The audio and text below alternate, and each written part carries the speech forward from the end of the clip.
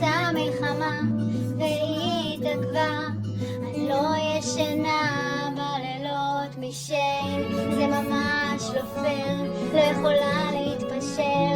עברו 2 חגים, הגיע חג פורים, התקשרתי לתמיכה אך המתנתי שעה, נשאר להתפלל.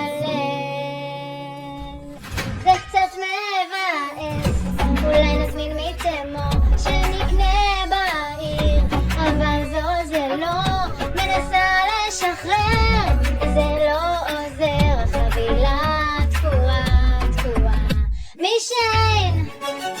הזמנתי כבר כמה פעמים, אבל חופש לחוש 2 חגים, הילדים בלי בגדים, משען,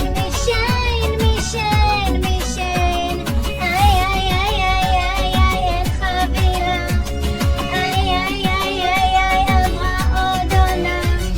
בכל בוקר בודקת שוב עיניים טרוטות, אין הפתעות, מאבדת שפיות, מנסה שוב לשחרר, אבל זה לא עוזר, החבילה תקועה, בואו נתפלל.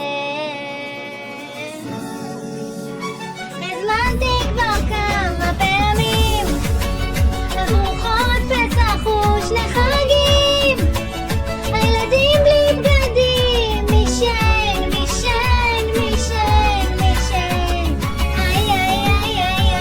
אין חבילה,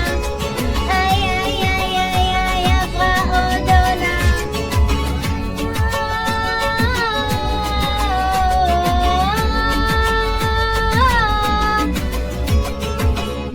ואולי בסוף את תגיעי אליי, ארוזה ושלמה, נקבל תחפושות לשנה הבאה. אך התחלפה המידה,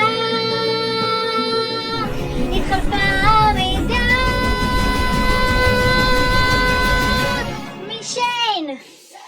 הזמנתי כבר כמה פעמים, עברו חורף פסח ו2 חגים, הילדים